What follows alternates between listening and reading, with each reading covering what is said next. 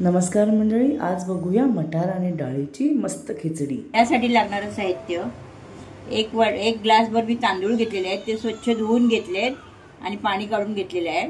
पाणी घेतलेले आहे, राई जिरं फोडणीला घेतलेलं आहे, एक टोमॅटो घेतले, चवीपुरतं मीठ, थोडी कोथिंबीर, गरम मसाला, गोडा मसाला, हळद, हिंग आणि तुरीची डाळ घेतली अर्धी वाटी, छोटी वाटी, एक वाटी मटार घेतलेला आहे आणि एक कांदा घेतला आहे, 2 मिरच्या घेतलेल्या आहेत। आता आपण सुरुवात करूया। आता फोडणीला मी राई, मोहरी आणि जिरं घातलेलं आहे। ते चांगलं तडतडलं तर मी कांदा घालून घेते। कांदा छान परतून घेऊया आपण, गुलाबी होईपर्यंत। आता त्याच्यामध्ये एक टोमॅटो बारीक चिरून घेतलेलं ते घालूया। आता आपण हे मसाले सगळे घेतलेले आहेत ते घालून घेऊया। गॅस बारीक करूया आणि सगळे मसाले छान परतून घेऊया। 1 मिनिटभर असे परतले ना तर त्याचा छान वास पण येईल, तेल सुटेल। आता आपण त्याच्यामध्ये ही धुतलेली डाळ आहे ना ती घालूया।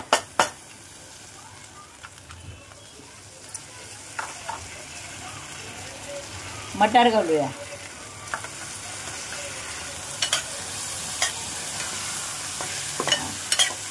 आता चांगलं परतून घेऊ। आता आपण तांदूळ घालून घेऊया।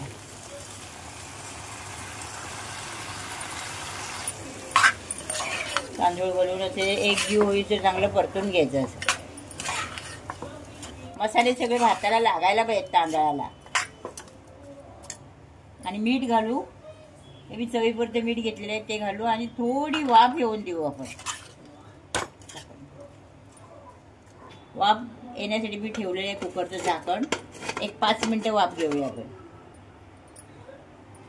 वाफ आलेले, आता आपण भात परतून घेऊया तांदूळ आणि आता पाणी घालते मी।